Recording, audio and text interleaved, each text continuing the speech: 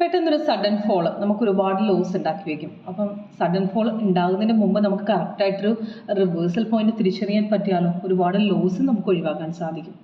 അതിന് നിങ്ങൾക്കൊരു technical analysis software നിങ്ങളെ സഹായിക്കും. അതായത് ഓപ്ഷൻ ട്രേഡിംഗ് ആകട്ടെ, NSE ട്രേഡിംഗ് ആകട്ടെ, അതായത് ഇക്വിറ്റി മാർക്കറ്റ് ആണെങ്കിലും അതേപോലെ കമ്മോഡിറ്റി ആണെങ്കിലും ഫോറക്സ് ആണെങ്കിലും നമ്മുടെ സോഫ്റ്റ്വെയർ കറക്റ്റ് 20 എക്സിറ്റും റിവേഴ്സലും കാണിച്ചു തരും. ഇന്നത്തെ ട്രേഡ് നിഫ്റ്റിയിലൂടെ അതിനൊരു എക്സാമ്പിൾ കാണിച്ചു തരുന്നുണ്ട്.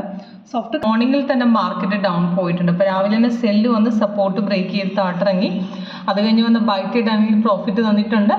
അപ്പം ഇടയ്ക്കൊരു ഡൗൺഫോൾ വന്നിരുന്നു മാർക്കറ്റ്. അപ്പോൾ 2 മണിക്ക് മുമ്പ് അപ്പം മാർക്കറ്റ് പെട്ടെന്ന് തിരിഞ്ഞ് കയറുകയായിരുന്നു. 2 മണിക്ക് ശേഷം സഡൻ ഹൈക്കാണ് മുകളിലുണ്ടായത്. അപ്പം നമ്മുടെ സോഫ്റ്റ്വെയർ പക്ഷേ അവിടെ കൺഫർമേഷൻ തന്നിട്ടില്ല. കൺഫർമേഷൻ എന്ന് പറഞ്ഞാൽ ഇപ്പോൾ ഒരു സെല്ല് വന്നാലും ഒരു ബൈ വന്നാലും ഡീറ്റെയിൽസ് മുകളിലുണ്ടാവും, അതിൻ്റെ ടൈമിങ്, ഡേറ്റ്, എൻട്രി, ടാർഗറ്റുള്ള മുകളിൽ. പക്ഷേ കൺഫർമേഷൻ എന്ന് പറഞ്ഞു കഴിഞ്ഞാൽ ക്യാൻഡിൽ കളറും താഴത്തെ കൺഫർമേഷൻ ബാർ